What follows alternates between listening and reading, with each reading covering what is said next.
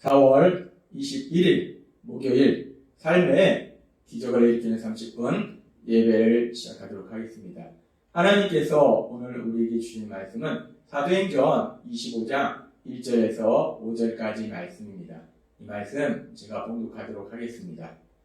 베스도가 부임한 지 3일 후에 가이사랴에서 예루살렘으로 올라가니 대제사장들과 유대인 중 높은 사람들이 바울을 고소할세 베스도의 호의로 바울을 예루살렘으로 옮기기를 청하니 이는 길에 매복하였다가 그를 죽이고자 함이로라. 베스도가 대답하여 바울이 가이사랴에 부유된 것과 자기도 멀지 않아 떠나갈 것을 말하고 또 이르되 너희 중 유력한 자들은 나와 함께 내려가서 그 사람에게 만일 옳지 아니한 일이 있거든 고발하라 하니라. 아멘. 오늘도 이 시간 하나님께서 우리에게 주신 말씀을 듣기 전에 잠시 기도하는 시간 갖도록 하겠습니다.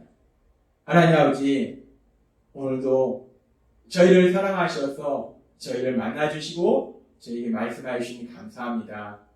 하나님 아버지, 오늘도 하나님이 주신 말씀을 통해서 늘 저희와 함께 하시고 저희의 삶을 지켜보시고 저희를 지켜 보호하시고 저희를 사랑하신 하나님, 그 하나님의 놀라우신 사랑을 다시 한번 기억하게 하시고 그 하나님을 믿음으로 인해서 담대하게 세상을 살아가는 저희가 될 수 있도록 은혜 베풀어 주옵소서.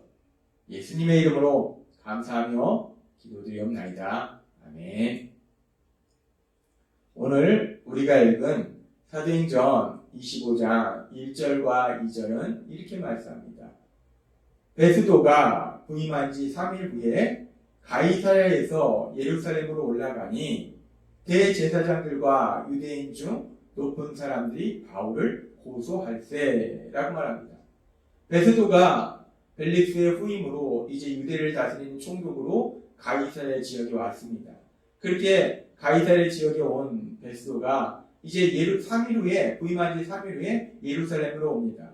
왜 베스도가 가이사랴에서 예루살렘으로 왔을까? 우리는 그 이유에 대해서 성경은 말씀하고 있지 않기 때문에 정확하게 알 수는 없지만 이 베스도는 유대를 다스리는 총독으로 왔는데 이 예루살렘에 유대인들의 지도자들이 있다는 거예요. 그래서 베스도가 이제 유대를 다스리게 되었기 때문에 이 유대인들의 지도자들을 만나기 위해서 예루살렘에 왔을 것입니다.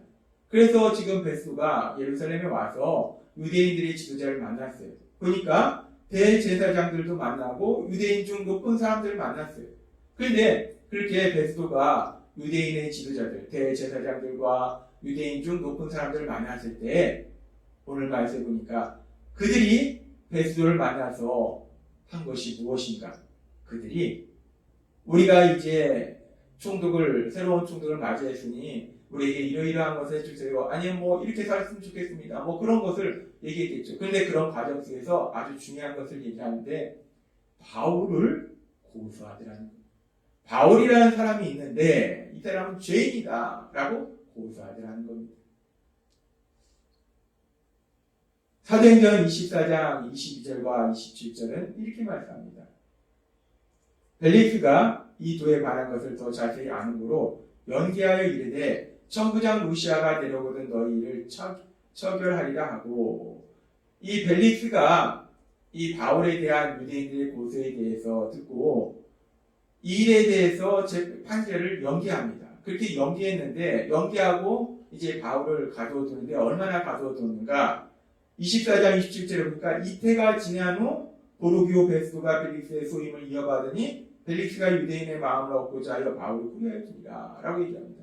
이 바울을 죄인이라고 유대인들이 고소했는데 그 재판을 벨릭스가 재판했었는데 그때 판결을 연기했어요. 그리고 2년이나 바울을 가둬뒀습니다. 그리고 이제 벨릭스는 떠나고 새로운 총독 베스도가 왔어요.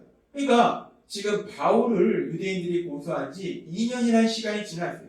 그렇게 2년이라는 시간이 지났는데 그런데 새로운 총독이 오자마자 이 유대인들의 지도자들이 한 일이 무엇인가? 그 바울을 고소하더라는 거예요.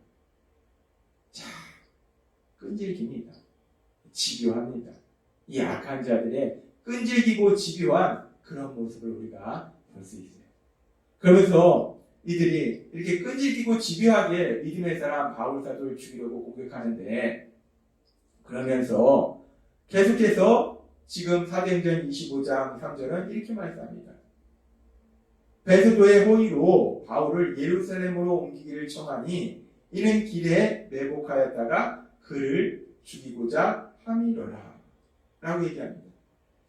이들은 이 총독 베드로가 이제 유대 땅에 부임한 지 얼마 되지 않아서 이 유대의 상황들 또 바울의 상황들 그 모든 것을 잘 알지 못하기 때문에 그런 상황을 이용해서 총독에게 이 가이사랴에 구비되어 있는 그 바울을 예루살렘으로 데리고 와서 재판을 하자 그렇게 하도록 해달라라고 요구를 합니다. 그런데 그렇게 요구하는 이유가 무엇인가? 바울을 가이사랴에서 예루살렘으로 이송하는 중에 매복하였다가 바울을 죽이고자 한다는 거예요. 바울을 길에서 암살하려고 하는 것입니다. 근데 우리가 이와 비슷한 말씀을 이미 보았어요. 2년 전 사도행전 23장 12절과 13절은 이렇게 말씀합니다. 날이 되매 유대인들이 당을 지어 맹세하되 바울을 죽이기 전에는 먹지도 아니하고 마시지도 아니하겠다 하고 이같이 동명한 자가 40여 명이더라. 우리가 사도행전 23장에서도 2년 전에 바울을 죽이고자 40명의 사람들이 암살단을 조직하고 또 그 일을 도와달라고 대제사장들과 가서 바울을 얘기해서 길목에서 바울을 죽이겠다라고 얘기한 적이 있어요. 그렇게 바울을 이들이 암살하려고 2년 전에 시도했는데 그 당시에 바울을 사랑하신 하나님께서 바울의 조카를 통해서 이 암살 계획을 알게 하시고 또 천부장 루시오를 통해서 바울이 이 유대인의 이 암살 계획에서 무사히 빠져나갈 수 있도록 이 죽음의 위기에서 빠져나갈 수 있도록 부으셨어요. 그렇게 하나님께서 2년 전에도 바울의 암살 계획 속에서 바울을 지켜주시고 보호해 주셨는데 그래서 이 유대인들의 암살 계획이 2년 전에도 실패했는데 지금 오늘 말씀해 보니까 똑같은 방법으로 똑같은 시기입니다. 바울을 이송하는 중에 우리가 숨었다 죽이자. 똑같은 방법으로 지금 다시 바울을 죽이려고 한다는 거예요. 2년이 지났는데 다시 한번 또 바울을 똑같은 방법으로 죽이려는 이들의 모습을 보면서 정말 악한 자들이 사단의 지배를 받는 악한 자들이 얼마나 끈질기고 얼마나 집요한지 우리는 다시 한번 알 수 있어요. 그렇습니다. 악한 사단과 그 사단의 지배를 받고 있는 자들은 이렇게 끈질기고 집요하다는 거예요. 끈질기고 집요하게 믿음의 사람을 공격한다는 겁니다. 그렇게 2년이라는 세월이 지났음에도 불구하고 포기하지 않고 끈질기고 집요하게 바울을 죽이려고 이렇게 유대인들이 악한 자들이 공격하는데 시도하는데 그런데 계속되는 사도행전 25장 4절과 5절은 이렇게 말씀합니다. 베드로가 대답하여 바울이 가이사랴에 구비된 것과 자기도 멀지 않아 떠날 것을 말하고 또 이르되 너희 중 유력한 자들은 나와 함께 내려가서 그 사람에게 만일 옳지 아니한 일이 있거든 고발하라 하니라 라고 얘기합니다. 이 새로 부임한 총독 베드로는 사실 이 모든 상황을 정확하게 알지 못합니다. 어떤 상황이 있는지 알지 못해요. 그런데 그럼에도 불구하고 베드로가 지금 사실 베드로는 이제 유대를 다스리는 총독으로 왔기 때문에 특별히 그 유대의 지도자들과 좋은 관계를 맺어놓는 것이 베드로가 유대를 다스리는데 여러모로 편할 거예요. 그래서 이 베드로는 바울이라는 사람이 누군지도 모르니까 끝까지 한 사람 그럼 그렇게 하자라고 이 유대 지도자들의 요구를 들어줄 수도 있었을 거예요. 그런데 참으로 신기하고 놀라운 것은 베드로가 그런 유대 지도자들의 요구를 들어주지 않더라는 겁니다. 오히려 베드로는 너희가 나와 함께 가이사랴로 가서 정말 그 사람이 죄가 있으면 한번 재판해 보자 라고 베드로가 얘기하더라는 거예요. 우리는 이 장면을 통해서도 다시 한번 2년 전 천부장 루시오를 통해서 바울 사도를 죽음의 위기에서 구해주시고 지켜주시고 보호해주신 그 하나님께서 이번에는 총독 베드로를 통해서 바울 사도를 죽음의 위기에서 구해주시는 지켜주시는 보호해주시는 그런 놀라운 역사하심에 대해서 볼 수 있습니다. 그렇습니다. 하나님께서는 하나님이 사랑하시는 믿음의 사람 바울 그 바울을 지켜주시고 보호해주신다는 거예요. 2년 전에 유대인들이 바울을 암살하려고 했을 때도 하나님께서는 그 바울을 지켜주시고 보호해주셨고 지금 2년이 지난 지금도 또 여전히 그 유대인들이 바울을 죽이려고, 바울을 암살하려고 이렇게 계획을 세우고 진행함에도 불구하고 하나님께서는 그 바울 사도를 지켜주시자는 거예요. 하나님께서는 그렇게 믿음의 사람들을 지켜주시고 보호해 주십니다. 그래서 하나님께서는 이사야 선지자를 통해서 우리에게 이렇게 말씀하십니다. 이사야서 41장 10절부터의 말씀. 두려워하지 말라. 내가 너와 함께하리라.